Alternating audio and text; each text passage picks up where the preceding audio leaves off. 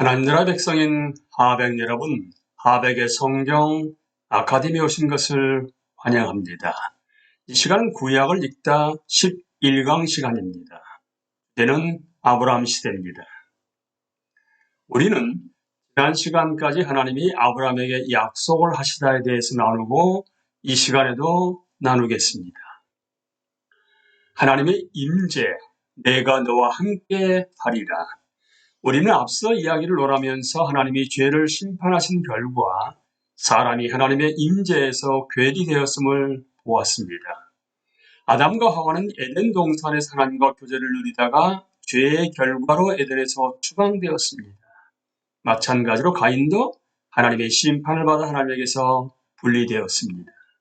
하지만 하나님이 족장들과 함께 하겠다고 약속하시면서 하나님의 임재는 회복되기 시작합니다. 예를 들어 하나님은 이삭에게 이 땅에 거류하면 내가 너와 함께 있어 내게 복을 주고 라고 말씀하십니다. 야곱의 목숨을 부지하려고 도주했을 때에도 하나님은 꿈에 나타나셔서 자신이 야곱과 함께 하겠다고 약속하십니다. 내가 너와 함께 있어 내가 어디로 가든지 너를 지키며 너를 이끌어 이 땅으로 돌아오게 할지라. 내가 내게 허락한 것을 다 이루기까지 너를 떠나지 아니하리라. 실제로 하나님은 창세기 12장에서 50장까지 내내 환상과 꿈과 천사들의 방문을 통해 아브라함에게 나타나셨습니다. 그리고 바로 그 다음 시대인 신의 시대 때도 하나님은 모세에게 자신의 임재가 성막에서 이스라엘과 함께 거하실 것이라고 말씀하시면서 그들과 함께 하시겠다는 약속을 지킵니다. 바로 여기에서 우리는 하나님이 동산에서 아담과 하와 함께 하셨던 것처럼 자기 백성 가운데 거하심으로써 에덴을 회복하시는 모습을 봅니다. 우리는 구약 여정에서 하나님이 그의 백성 중에 임재하심이 성경의 핵심임을 봅니다. 하나님은 관계를 회복하여 자기 백성 가운데 거하시려고 그들을 구속하십니다. 모든 족속이 아브라함의 씨로 복을 받다입니다. 창세기 12장 3절에서는 또 다른 중요한 약속이 있습니다. 창세기 12장 1절 2절에서 하나님은 아브라함에게 본향과 친척을 떠나라고 하신 뒤에 몇 가지 약속을 주십니다. 이 약속 뒤에 바로 하나님은 땅의 모든 족속이 너로 말미암아 복을 얻을 것이라고 말씀하십니다. 이 약속은 정말로 특별히 중요한 약속입니다. 하나님이 아브라함을 축복하신 목적은 아브라함만을 위한 것이 아니라 아브라함이 땅의 모든 족속에게 복이 되도록 하시기 위함이었음을 드러내시는 대목이기 때문입니다. 그 족속들은 민족들 목록, 창세기 10장에 나오죠. 목록에 나타나는데 하나님은 그 모든 족속에게 복을 주시기 위해서 아브라함에게 복을 주신 것이었습니다. 창세기는 여러 곳에서 이 약속을 반복하면서 이 약속을 특별히 강조합니다. 따라서 하나님이 족장들을 축복하신 가장 중요한 이유는 모든 민족을 구원하시기 위함이었습니다. 선지자들은 언젠가 모든 민족이 복을 받아 여호와 하나님을 알게 될 것이라고 선포하시면서 이 약속의 중요성을 확인합니다. 이러한 주제는 특히 이사야서에서 두드러지게 나타나는데 이사야 선지자는 하나님의 종이 이방의 빛이 되리라고 선포합니다. 하지만 우리는 하나님의 백성이 이방의 복이 되기는커녕 자신들의 죄 때문에 하나님의 심판을 받아 오히려 이방의 저주가 되고 말았다는 사실을 볼 것입니다. 그 결과 이방 나라들은 하나님이 너와 함께 하신다라고 고백하면서 하나님의 백성의 옷자락이라고 붙잡으려고 하기는커녕 오히려 하나님 백성이 하나님의 저주 아래 놓였다고 조롱합니다. 하지만 이스라엘이 반역을 행하고 죄를 저질러도 하나님은 신실하게 약속을 지키십니다. 모든 민족은 반드시 아브라함의 씨로 인해 복을 받을 것입니다. 하지만 이는 먼 훗날 메시아의 삶과 죽음 그리고 부활로 성취될 것입니다. 씨라는 단어의 신학적 의미입니다. 이제 민족에게 복이 되라는 하나님의 약속이 어떻게 아브라함의 씨인 그리스도 안에서 성취되는지를 이해하는 데 도움이 될 중요한 구절들을 살펴보도록 하겠습니다. 그리고 아브라함에게 하신 약속이 신약에서 어떻게 실현되는지도 알아보겠습니다. 이 약속의 의미를 이해하기 위해서 두 가지 핵심적인 용어를 상세하게 살펴볼 필요가 있습니다. 첫째 단어는 씨입니다. 자손이나 후손은 히브리어 단어 제라, 즉 씨를 옮긴 단어입니다. 하나님은 아브라함에게 또 내 씨로 말미암아 천하 만민이 복을 받으리라고 약속하셨습니다. 씨에 해당하는 히브리어 단어 제라는 보통 단수 명사이면서도 집합적인 의미를 지닙니다. 예를 들어 시편 기자가 아브라함 후손이라고 칭했으면 이는 분명히 아브라함의 후손들을 말한 것입니다. 하지만 씨라는 단어는 히브리어 단수 명사이기 때문에 단 한 사람의 후손을 의미할 수도 있습니다. 사도 바울은 아브라함에게 주신 하나님의 약속이 그리스도 안에서 성취되었다고 하면서 이 씨라는 단어가 담고 있는 신학적 의미를 강조합니다. 바울은 히브리어 단어 씨를 후손이라고 해석하지 않고 다음과 같이 이해했습니다. 이 약속들은 아브라함과 그 자손에게 말씀하신 것인데 여럿을 가리켜 그 자손들이 하지 아니하시고 오직 한 사람을 가리켜 내 자손이라 하셨으니 곧 그리스도라. 갈라디아서 3장 16절 말씀입니다. 영어 NASB 번역은 씨에 대한 히브리어 개념을 잘 담고 있기 때문에 우리가 하고 있는 논의에 도움이 될 것입니다. NASB 성경은 같은 말씀을 이 약속들은 아브라함과 그 자손에게 말씀하신 것으로서 여럿을 가리켜 씨들에게라고 말씀한 것이 아니라 하나를 가리켜 내 씨에게라고 말씀하셨으니 곧 그리스도라고 옮겼습니다.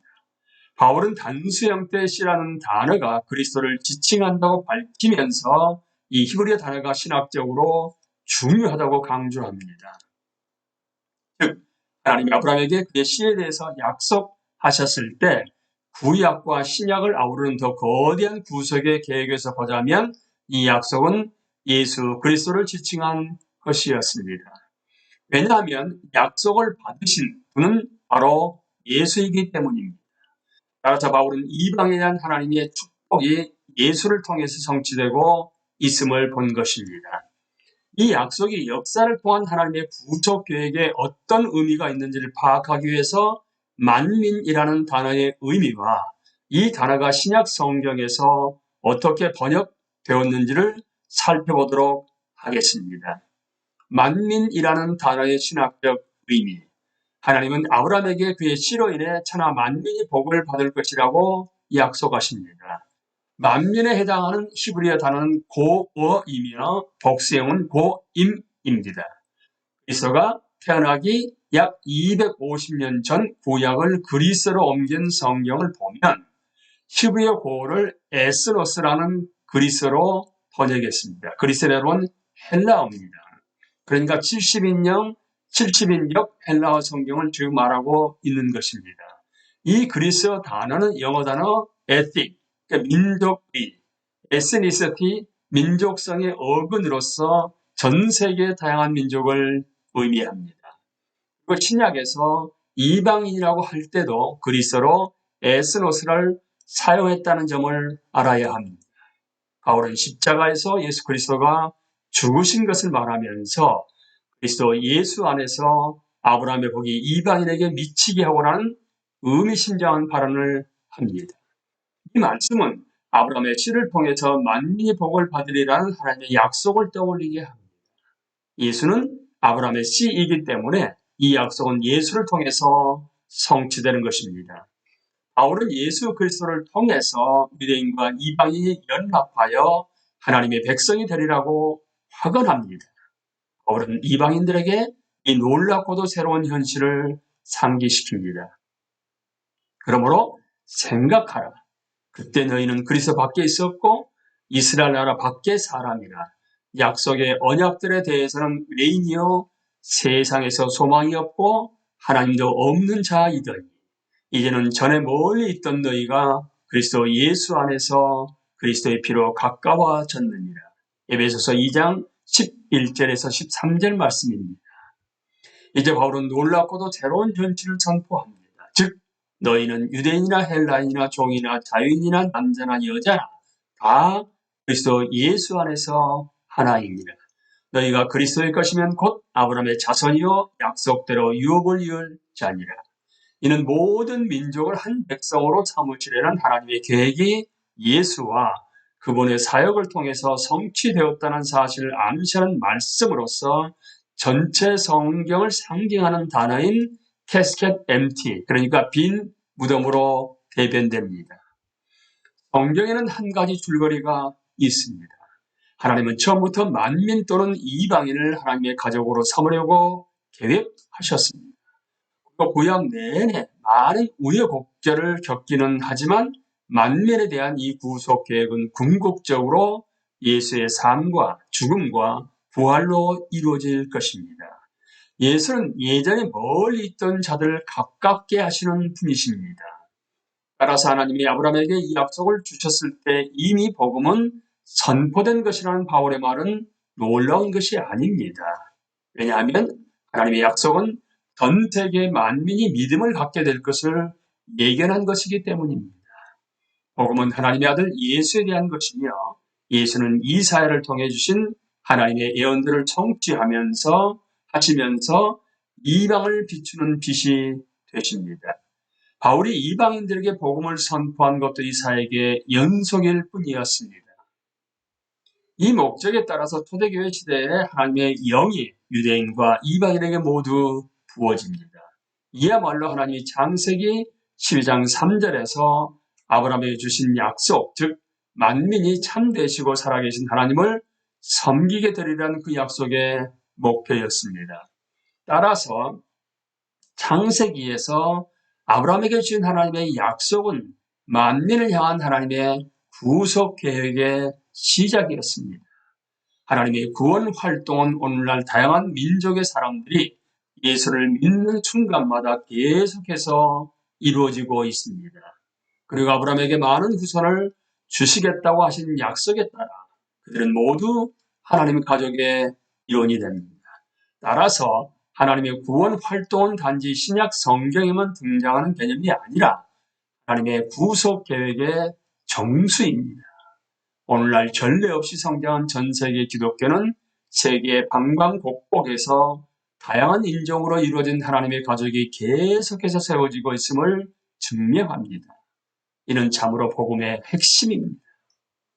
아브라함의 자녀들은 구원을 이루시려는 이런 하나님의 의도를 온전히 파악하고 모든 민족으로 제자를 삼으면서 하나님의 구원 활동을 계속해야 합니다.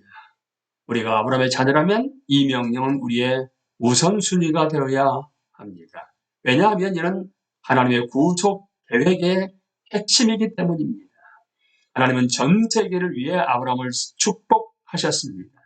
하나님의 백성은 만민에게 복음을 선포하는 사명을 받았습니다.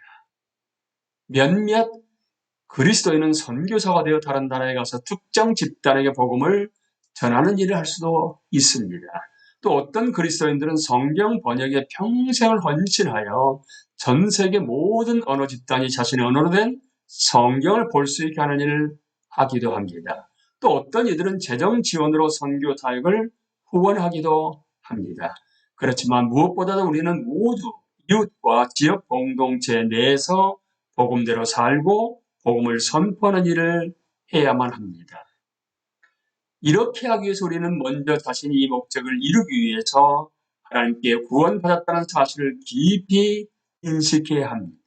그리고 잃어버린 세계를 찾으시려는 하나님의 구원 활동에 우선순위를 둘 수 있도록 우리의 생활 습관을 바꿀 필요가 있습니다.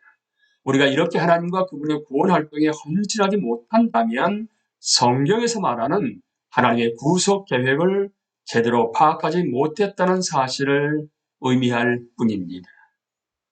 우리 삶은 이 이야기를 중심으로 빚어져야 합니다.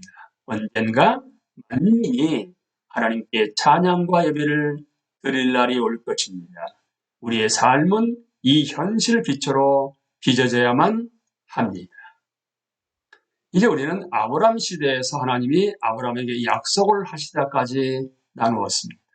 이제 이어지는 시간에는 아브라함은 하나님이 약속하신 것을 지키신다고 믿는다를 부터 함께 나누도록 하겠습니다. 감사합니다.